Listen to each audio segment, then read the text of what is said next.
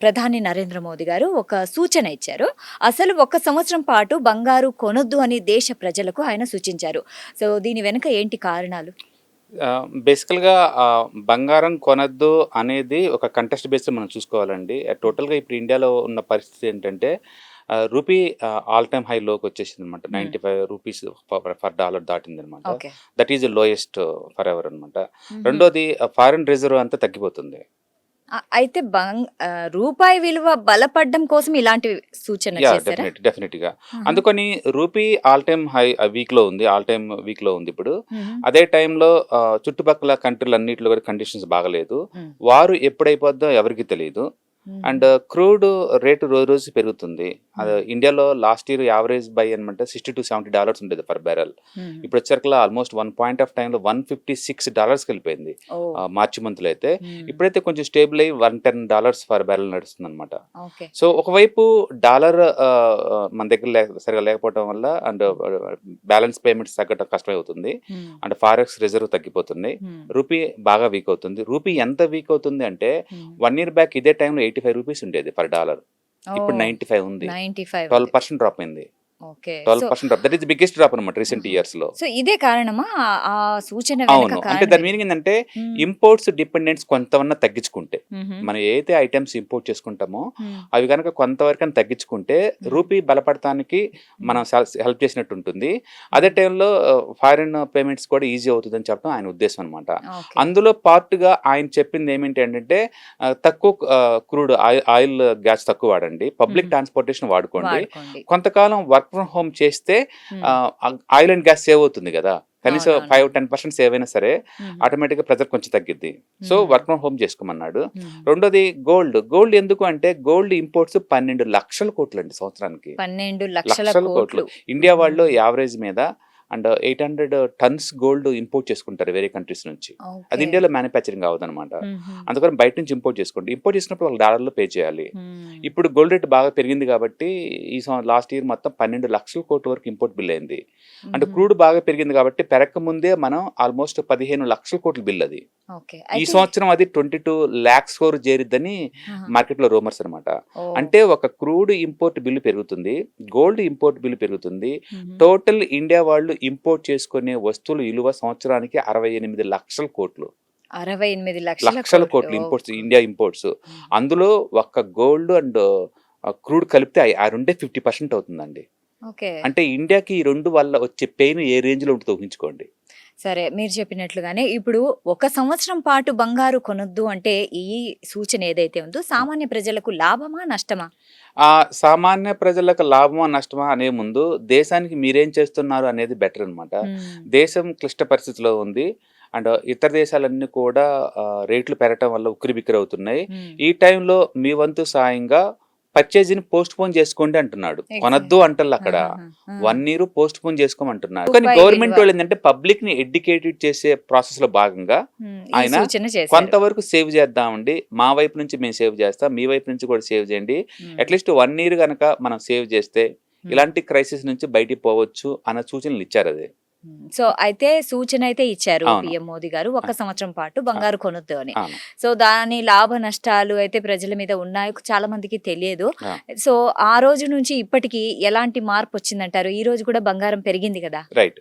ఇందిరాగాంధీ చెప్పినప్పుడు హ్మ్. అప్పుడుకున్న gold price ఇప్పటికి కనీసం 10 టైమ్స్ పెరిగిందండి. హ్మ్. చిదంబరం గారు చెప్పిన కానుంచి ఆయన చెప్పిన వితిన్ 2 మంత్స్‌కే గోల్డ్ ప్రైస్ 30% పెరిగిందండి. ఓకే. అప్పటి నుంచి ఇప్పటికి గోల్డ్ 5 రెట్లు పెరిగింది. హ్మ్. దానర్థం వీళ్ళు చెప్పారు గదా! అని చెప్పేసి పబ్లిక్ కొనకుండా ఉండదు. హ్మ్. గోల్డ్ హ్మ్. Universal metal. అది యూనివర్సల్ కరెన్సీ. హ్మ్. ప్రపంచవ్యాప్తంగా అందరూ కొంటా అమ్ముతా ఉంటారు. హ్మ్. ఇండియా వాళ్ళకున్న పెయిన్ తగ్గించుకోవడం కోసం ఇండియన్స్ కొనొద్దు అంటున్నారు తప్ప మిగతా వాళ్ళని కాదు గదా! ఎందుకంటే అదొక డెడ్ ఇన్వెస్ట్‌మెంట్ అంటారా? డెడ్ ఇన్వెస్ట్‌మెంట్ అంటే ఇప్పుడు మరి క్రైసిస్‌లో ఉంది. హ్మ్. ఇండియన్ రూపీ బలంగా చేకూర్చాలంటే హ్మ్. ఇండియన్ రూపీని బయటికి పంపించడం చూసుకోవాలి. చూపిస్తారు. క్రూడ్ తప్పదు. హ్మ్. పెట్రోకెమికల్స్ తప్పదు. ఎందుకంటే ప్లాస్టిక్ హ్మ్. చాలా పెట్రోకెమికల్స్ అక్కడి నుంచి తయారవుతాయి. హుహు. అగ్రికల్చర్ ఇంపోర్ట్స్ ఎక్కువ ఉంటాయి మనయి. కాబట్టి అగ్రికల్చర్ కూడా తక్కువ వాడండి అని చెప్తున్నారు. హుహు. కాబట్టి ఏంటంటే ప్రస్తుతానికి క్రైసిస్ టైంలో హ్మ్. రూపాయి బలపడటానికి మీ వైపు సహాయం చేయండి. సేవింగ్ చేద్దాము. అంటే హ్మ్. తక్కువ కన్జ్యూమ్ చేద్దాము. ఇంపోర్టెడ్ ఐటెమ్స్ తగ్గించండి. హ్మ్. లోకల్‌గా మ్యానుఫ్యాక్చరింగ్‌ని వాడండి అని చెప్పడం వాళ్ళ ఉద్దేశం. ఓకే. పర్టిక్యులర్ గోల్డ్ ఒకటని కాదక్కడ. ఆ! సో, టార్గెట్ గోల్డ్ కాదు, Right. ఎందుకంటే ప్రపంచవ్యాప్తంగా పెట్రోల్ రేట్లు 40 to 50% పెంచారు. America one of the biggest country ఇది క్రూడ్ ప్రొడక్షన్ కి, క్రూడ్ కన్జంప్షన్ కి. అలాంటి కంట్రీలో కూడా 40% పెంచారండి ఆయిల్ రేట్స్. ఓకే. జపాన్ లో పెంచారండి, కెనడాలో పెంచారండి, అండ్ రష్యాలో మ్యానుఫ్యాక్చరింగ్ చేసే రష్యాలో 2% పెంచారండి. ఇండియాలో పెంచలేదు ఎంతవరకు. అంటే అంత గవర్నమెంట్ భరిస్తుంది ఆ పెయిన్ ని. అంటే ట్రేడ్ డెఫిసిట్ పెరుగుతుంది, ఆ పెరగడం వల్ల రూపాయి ఇంకా ఎక్కువ వీక్ అవుతుంది. అందుకని ఇప్పుడు గవర్నమెంట్ కొన్ని చాయిస్ రెండు, మీకు నచ్చినట్టు వాడుకుంటారా రేట్లు పెంచుతాం, లేకుంటే లేకుంటే సేవ్ చేయండి, సేవ్ తగ్గిస్తే మనం అందరం కలిసి దాన్ని కంట్రోల్ చేయొచ్చు అంటున్నారు. ఇప్పుడు నెక్స్ట్ ఏం జరుగుతుంది అంటే ఇంపోర్ట్స్ కనుక గోల్డ్ తగ్గటం లేదు అనుకోండి మంత్లీ, వెంటనే వాళ్ళు ఇంపోర్ట్ ట్యాక్స్ పెంచుతారు. ఇంపోర్ట్ ట్యాక్స్ పెంచే అవకాశాలు ఉన్నాయా? ఖచ్చితంగా పెంచుతారు. ఇప్పుడు గోల్డ్ కన్జంప్షన్ ఒక 1 month టైం ఇస్తారు, ఈ లోపు ఇంపోర్ట్స్ ఇంకా ఎక్కువ అవుతుంది, తగ్గటం లేదు అనుకోండి, ఇంపోర్ట్స్ ఎక్కువ అవుతున్నాయి కాబట్టి వాళ్ళు ఏం చేస్తారంటే వెంటనే కస్టమ్ డ్యూటీస్ 2% నుంచేసి 20% చేసి పడేస్తారు. అప్పుడు డిస్కరేజ్ వచ్చేస్తారు అది జనాలు, ఇంకా గోల్డ్ రేట్ పెరిగింది కాబట్టి ట్యాక్స్లు ఎక్కువ కాబట్టి తక్కువ ఇంపోర్ట్ చేసుకుంటారు. రెండోది పెట్రోల్ తక్కువ వాడతలేదు అనుకోండి, పెట్రోల్ రేట్లు పెంచుతారు. డీజిల్ కి ఒక 20-30 అండ్ పెట్రోల్ కి ఒక 10% పెంచారనుకోండి, ఆటోమేటిక్ గా సామాన్యులపై చాలా భారం పడుతుంది. నేంటుంది అదే, నువ్వు భారం భరిస్తావా లేకపోతే సేవ్ చేస్తావా, నీకు చాయిస్ ఇస్తుంది గవర్నమెంట్. ఇప్పుడు నువ్వు సేవ్ చేస్తానంటేనేమో పెంచకుండా మేము పోస్ట్ పోన్ చేసే ఛాన్స్ ఉందని చెప్తున్నారు. నువ్వు పెంచకుండా నువ్వు అదే పాత పద్ధతిలో నువ్వు కంటిన్యూ చేస్తే కనుక మేము పెంచాల్సి వస్తుంది అని చెప్పేసి శుతిమెత్తంగా వాళ్ళు వార్నింగ్ ఇస్తున్నట్లు లెక్క. దాని మీనింగ్ ఏంటంటే, ఒకటి ఇండియా వాళ్ళని ప్రిపేర్ చేస్తున్నట్టు అయి ఉండొచ్చు, ఇండియా వాళ్ళని మనకున్న ఇష్యూస్ మీద అవేర్నెస్ తెస్తున్నట్టు ఉండొచ్చు ఒకటి.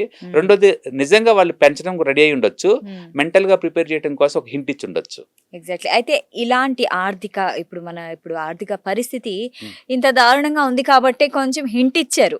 అయితే ఇంకా దారుణంగా తయారయ్యి ఏమన్నా మనకి లాక్డౌన్ ఛాన్సెస్ వస్తాయా? లాక్డౌన్ అనేది ఏముండదండి, ఎందుకంటే last year GST collections government కి 2 లక్షల కోట్లు దాటిందండి. పబ్లిక్ నిజంగా రిసెషన్ టైప్ కండిషన్ కనుకుంటే వాళ్ళు ఎందుకు కన్జ్యూమ్ చేస్తారు, ఎందుకు గవర్నమెంట్కి అంత డబ్బులు కడతారు? ఇన్కమ్ ట్యాక్స్ ఫైలింగ్ ఎక్కువ మంది చేస్తున్నారు ఇంకా ఇంత ముందుతో పోల్చుకుంటే. అంటే జనాల లివింగ్ స్టైల్ ఏం మారలేదండి, ప్యాటర్న్ మారిపోతుంది అంతే. అందుకని నిజంగా ఇండియాలో వరస్ట్ కండిషన్స్ ఏమన్నా ఏం లేవండి. కాకపోతే ఎందుకు ఈ హంగామా అంటే, ముందు రోజుల్లో క్రైసిస్ రాబోతుంది, గ్లోబల్ వైజ్ గా క్రైసిస్ ఉంది, యుద్ధం 1 week లో అవుతున్నారు, అది హెచ్చరిక ఇచ్చారు. అది ఇప్పుడు 2 months అవుతుంది. ఇంకా కంటిన్యూ అయితే మనం సేవింగ్స్ కనుక చేసుకోకపోతే క్రైసిస్ లోకి ఎంటర్ అవుతాము. కాబట్టి రేట్లు పెంచాల్సి వచ్చిందని చెప్పేసి ఇండైరెక్ట్ వార్నింగ్ లాంటిది అనమాట. దాన్ని అనవసరంగా సోషల్ మీడియాలో కొంచెం హైప్ నచ్చిన పర్సన్స్ ఏమో అది మంచిదే కదా సేవ్ చేయటం అనేది, మన మంచిగా కదా సలహా ఇచ్చింది అన్నారు. నచ్చలేని వాళ్ళేమో నువ్వు చెప్తే మాత్రం మేము గోల్డ్ కనుక్కొని ఉంటామా, నువ్వు చెప్పుకుంటే మాత్రం మేము ట్రావెల్ చేయపోతాం అంటున్నారు. అంటే ప్రతిపక్షాలు అయితే మీకు పరిపాలించే చేత కాదు, రన్ చేసి వెళ్ళిపో అంటున్నారు. ఒక్కొక్కళ్ళు ఒక్కో రకంగా తీసుకుంటున్నారు. కాకపోతే ఒకటి, గవర్నమెంట్ లో ఒక ఇంపార్టెంట్ పొజిషన్ లో ఉన్న పర్సన్స్ ఎవరైనా సరే అంటే పబ్లిక్ మీటింగ్స్ అప్పుడు ఏది పడితే అది మాట్లాడకూడదు, కొంత కంట్రోల్లో ఉండాలి.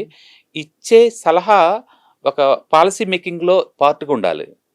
అంటే ఒక క్యాబినెట్ మీటింగ్ లో డిస్కషన్ అలా చెప్పాలి కానీ ఇలా పబ్లిక్ గా వాళ్ళు సభల్లో అలా చెప్పడం వల్ల ఏమవుతుందంటే, సండే మోడీ గారు హింట్ ఇచ్చారు, మండే మార్కెట్ డౌన్ అయింది, జ్యువెలరీ స్టాక్స్ ఒక 5 తక్కువ అంటే 5%, ఎక్కువ 10% డ్రాప్ అయినాయి. అంటే ఎంటైర్ మార్కెట్ నిఫ్టీ అయితే దగ్గర 300 points డౌన్ అయింది. అండ్ ఫర్టిలైజర్ స్టాక్స్ కొలాప్స్ అయిపోయినాయి, ఎందుకంటే ఫర్టిలైజర్స్ ని 50% కన్జ్యూమ్ తగ్గిమన్నాడు కాబట్టి. అండ్ ఏవిగేషన్ స్టాక్స్ పడిపోయినాయి, అవి ఫ్లూయల్ తగ్గిమన్నాడు కాబట్టి. ఇంటర్నేషనల్ ఫ్లైట్స్, డెస్టినేషన్ మ్యారేజెస్ ఇవన్నీ తగ్గిమన్నాడు కాబట్టి. అండ్ ఆన్లైన్ ట్రైనింగ్ ఇవి తీసుకోమన్నాడు కాబట్టి కమర్షియల్ యాక్టివిటీ దగ్గర రియల్ ఎస్టేట్ డౌన్ అయిపోయింది నిన్న. అంటే గోల్డ్ అన్నిటికన్నా డ్రాప్ అయింది. నిన్న ఒక్కరోజే మార్కెట్ లో లక్షల కోట్లు లాస్ అయ్యారు. ఇవాళ రెండో రోజు సోషల్ మీడియాలో టామ్ చేస్తున్నారు కాబట్టి రెండో రోజు కూడా మార్కెట్ స్ట్రెస్ అవుతుంది. గత 2 రోజుల నుంచి వరల్డ్ మార్కెట్స్ మొత్తం స్టేబుల్ గా ఉన్నాయి, గుర్తుపెట్టుకోండి. బట్ ఇండియన్ మార్కెట్ లక్షల కోట్లు లాస్ అయింది. అలాగని చెప్పేసి అతను డైరెక్ట్ రెస్పాన్సిబుల్ అని అంటలేదండి, కానీ ఆ ఒక్క మాట వల్ల కొంచెం పాలసీ ఫ్రేమ్ వర్క్ లో పార్ట్ గా క్యాబినెట్ మీటింగ్ లో చెప్పి జనాలను అలర్ట్ చేయటం వేరు. ఎప్పుడు కావాలంటే అప్పుడు చిన్న పర్సన్ ఏం కాదు, మోడీ గారు అంటే పెద్ద ఇండస్ట్రీస్ ఫ్యాన్ బేస్ ఉంటారు ఆయనకి. అందుకని వాళ్ళు ఇచ్చేటప్పుడు ఒకటి కొంచెం జాగ్రత్తగా ఇవ్వడం బెటర్. ఎందుకంటే ఇప్పుడు జ్యువెలరీ 1 year వద్దు అన్నావు, 3.5 కోట్ల మంది ఎంప్లాయీస్ ఆ సెక్టర్ లో వాళ్ళ జీవన విధానం నెక్స్ట్ ఎలా ఎలా వాళ్ళకి ఏం చేద్దాం అనుకుంటున్నారు? గోల్డ్ మీదే ఆధారపడి అంటే ఉంటారు డెఫినెట్‌గా. దాని మీదే వాళ్ళ జీవన ఆధారం రకరకాల ఉంటారు. వ్యాపారస్తులు ఉంటారు, కాకపోతే ఉద్యోగస్తులు ఉంటారు. అందులో అడ్వైజ్‌లో ఉన్న మంచితనం మనం తీసుకోవాలి తప్ప మ్మ్. టైమింగ్ రాంగ్ రైట్ అని మనం తీసుకోకూడదు. మ్మ్. మెసేజ్ ఏంటంటే కంట్రీ క్రైసిస్‌లో ఉంది. రూపీ టూ మచ్‌గా వీక్ అవుతుంది. అండ్ ఫారిన్ రిజర్వ్ తగ్గిపోతుంది. మ్మ్. మనకొచ్చే డాలర్స్ అన్ని తగ్గిపోతున్నాయి. కాబట్టి క్రైసిస్ రాబోతుంది. బీ ప్రిపేర్డ్, సేవింగ్ చేసుకుంటా ఉందాం అని చెప్పాడు. ఇంటెన్షన్ కరెక్టే. మ్మ్. కానీ ప్లాట్‌ఫామ్ రాంగ్ ఉంది. సాక్షి టీవీ ప్రసారాలను నిలిపివేయడం చట్టరీత్యా నేరం. సాక్షి టీవీ ప్రసారాల కోసం మీ స్థానిక కేబుల్ ఆపరేటర్ని వెంటనే సంప్రదించండి. డిటిహెచ్లో, ఇంటర్నెట్లో కూడా సాక్షి టీవీ ప్రసారాలను వీక్షించవచ్చు.